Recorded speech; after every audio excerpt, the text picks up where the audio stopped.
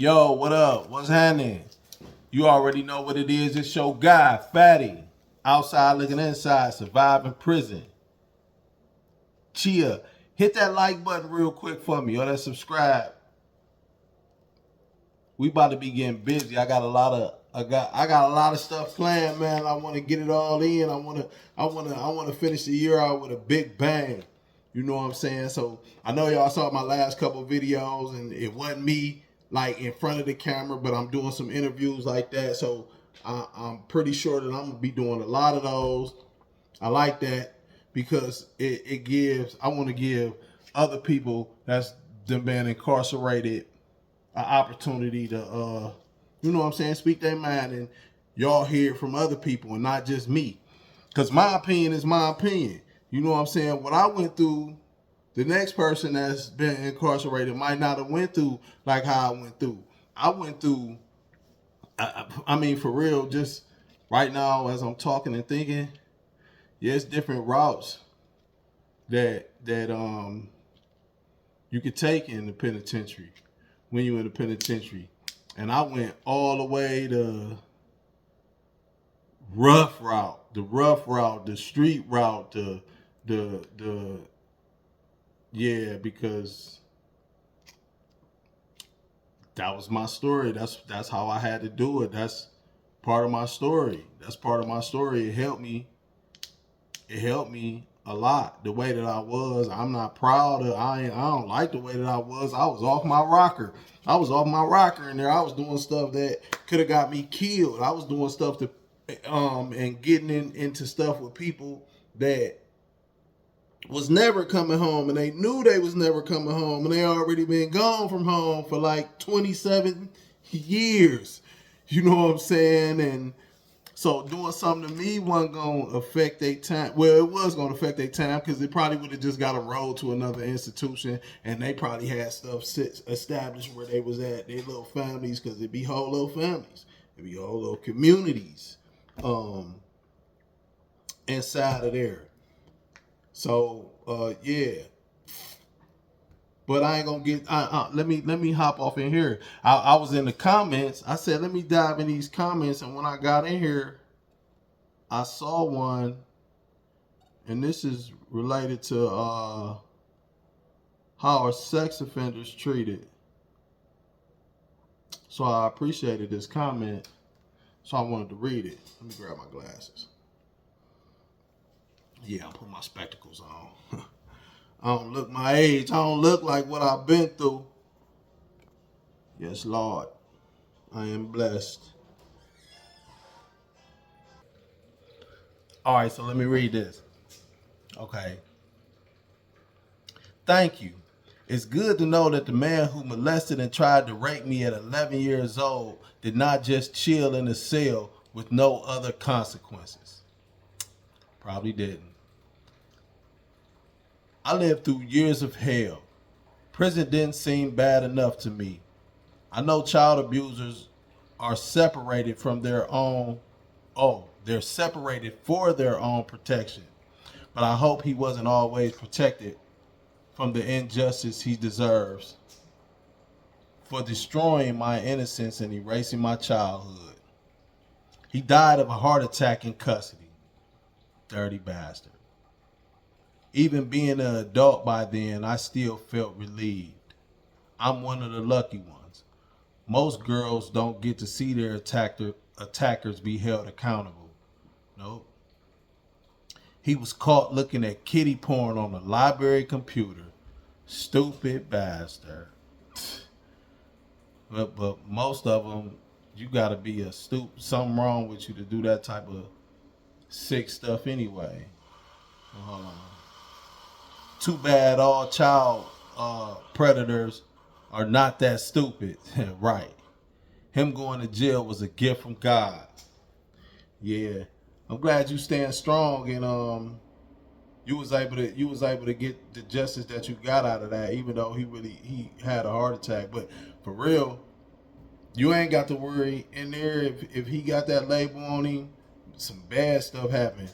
Something happened to him. He felt some type of consequence. And you know, at bare minimum, they just gonna get all they stuff took, all they clothes, all they food, anything valuable, anything of value getting took at bare minimum, Then, you know what I'm saying, you got to some people douse them with the pee and the boo-boo and stuff like that. Then some rape them. You know, it get far like that, but it ain't just they get there and automatically get put in PC, which is protective custody. Yeah, that don't happen off the rip like that, off top. Not in no institutions that I've been in. You got they gotta request it. They gotta like refuse the lock, refuse to go in the cell, refuse to do something, and like basically crash out, and then get put in the hole. And when they saying, okay, you've been in the hole long enough, you can come out. Just say no, I ain't coming out. They'll do that.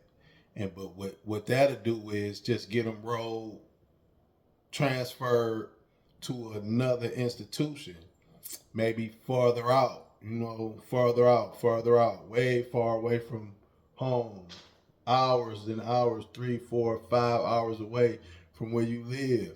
And when I was systemly impacted, when I was doing my sentence, which was in the 90s, we didn't have all the access to everything to check up on somebody's background to see what kind of case you actually had. Because I ain't never shown nobody my papers at all. I was, for real, I was embarrassed of my papers. My paper said life. My paper said 15 years to life plus a 3-year gun spec mandatory. So I did an 18 to life sentence. So I was embarrassed for that. Like, it was over with for me. I felt like it was over with for me. But I ain't had no, shit. I know, okay, well, let me quit talking about that because we talking about child molesters and sex offenders. So but then I was saying that because I was talking about the time that I was locked up. We ain't had the technology to check up on somebody's background like that to see. So they just look like you and me, normal people, and we'll probably connect because we young and we play basketball together and he can play. And it's like, oh yeah, he a dog. So every time we come on the court, it's like, okay, he running with me, I'm running with him. And you know what I'm saying? We'll form a relationship, a bond like that.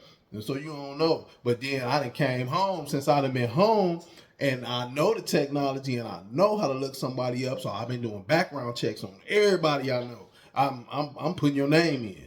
I'm putting your name in. I'm seeing what it do. You feel me? And because some of that stuff came back with some atrocious stuff, and it like, oh my goodness, I can't. You do, and I gotta let you know I know when I found out. You know what I'm saying? So, and so yeah. But let me hop back in here because there was another comment in here too that I seen. I ain't read it all. I read a little bit, and I said, oh yeah, I'm definitely gonna read this one, share this one. Well, while I'm scrolling through here looking for it, I ain't capping neither. I might think I'm capping. Let me show you. Yeah, I ain't playing. I found it. So yeah, right off the computer, right off my thing to you. So yeah, but what I was about to say, I lost my train of thought. Oh, hit that like button. Hit that like button. Subscribe to the channel. You know what I'm talking about. If you got a story you want me to read on here, or something funny about something that you know about that happened in prison, shoot it to me. I'll read it on here. If you've been in prison and you wanna hop on here, do an interview, holla at me. We can politic. Jump in there, send me something so we can get together and find out the best day and time or how we can make it shake. Holla at me, talk to me, I'll talk back. You know what I'm saying? I'm for the people. I want to help everybody out. I know everybody either somebody that either been or you got somebody in your family that's been incarcerated, and just because a person been incarcerated don't mean they're a bad person. Probably made a bad decision at that time, but it is bad people in there. But you know what I'm saying?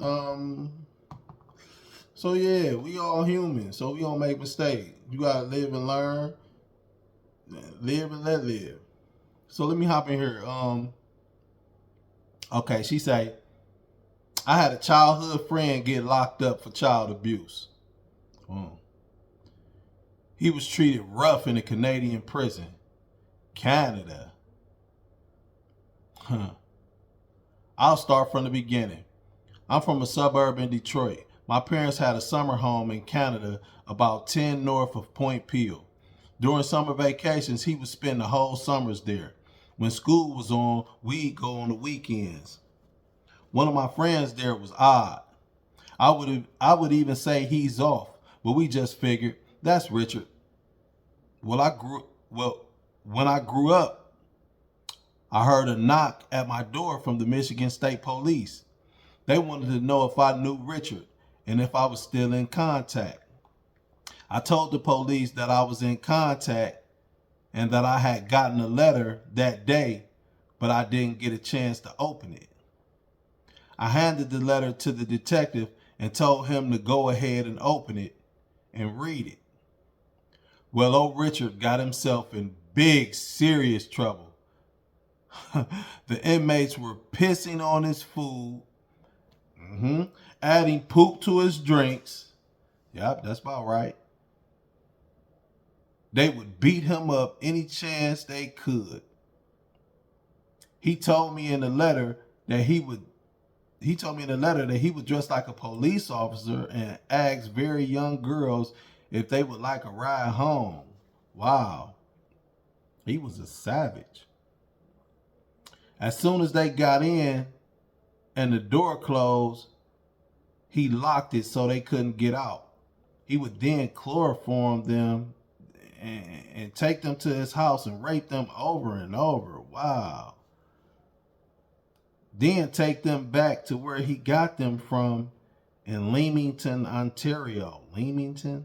I'm probably butchering that. One of the girls, he untied her and gave her something to eat a couple of times because he kept her for a couple of days. He wrote all this in a letter to her. The Michigan State Police was looking into his history. If he did that, he wanted to get caught. And because, the Michigan State Police was looking into his history for some murders here near Detroit. He called her after he got out. He called me after he got out. That dirty bastard felt no remorse for his actions. These were 14 and 15-year-old girls. Wow, he was a dirty bastard. That creep got 8 years. 8 years. That's what they be doing. They be giving them these little penalties, these little small penalties, and they go in there like they'll get somebody for some crack, some drugs, 20, but you dress up like a police officer. You impersonate a police officer, and then you physically raping and torturing 14, 15-year-olds, and you get 8 years? Come on, man. That's unheard of. It's unheard of. I mean, you already know the complexion for the connection. 8 years. 8 years for the destruction he did. In our last phone call, I told him to never call me, and if he finds himself in prison again, I hope the inmates take your, that's probably about what he needs. If they know that he did with that, oh my goodness. Hold on. It's one thing to be a sex offender. It's totally different to be a child molester. If they know that if they know in the prison where he at doing that, well, they know because he said they throwing pee and doing the boo-boo on him. So yeah, he getting funky handled all the way around. Hey, look, that reminded me of this one story. So it was a sex offender. I was in Mansfield Correctional Institution. This probably was 1996. It had to be like 96. And it was this duo, the dynamic rape duo. These dudes was torturing sex offenders. They got this one dude, and I don't know his name, but I know their name. I know the two dudes' name. And I ain't gonna say their name. But who's in Mansfield in 96, they know this story. This ain't no cap. So the two, they had a sex offender dude. He was in a cell with one of them already. So he was already cellies with the one. So what they did was beat him up, raped him, tied him up, tucked him up under the bed. So, at count time, that's when the whole institution get locked up and all of the COs on every pod go around and count all of the inmates to make sure that the numbers is right and ain't nobody escaped or nothing. So at count time, they pull him out, put him on the bed so he can get counted, count clear, tuck him up under the bed, and just like raped him like this for days. Raped him like this for days. So this is what went on in his life. That's a true story. This is like when I first got to Mansfield, I probably was at Mansfield for like a year when this happened. So some treacherous stuff be happening to them.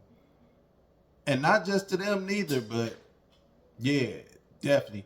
Treacherous stuff happen to child molesters and sex offenders. So know that. But it happened to them, and they don't be having a whole bunch of time to be in there though. They just be getting like, for real, 8 years. They was getting like 2 to 10s, 5 to 15s for some horrendous type stuff. Impersonating a police officer and pulling up on teenage girls and offering them a ride home and chloroforming them. That's the stuff like on the movie that they be putting on the little cloth and put on their face and knock them out, and chloroforming them and raping them and tying them up for days. Come on, 8 years. Outside looking inside, you already know what it is. It's your guy, Fatty. Like I said, hop in the comments. If you got a story, shoot it to me. Holla at me. We about to be getting it popping. I'm doing interviews.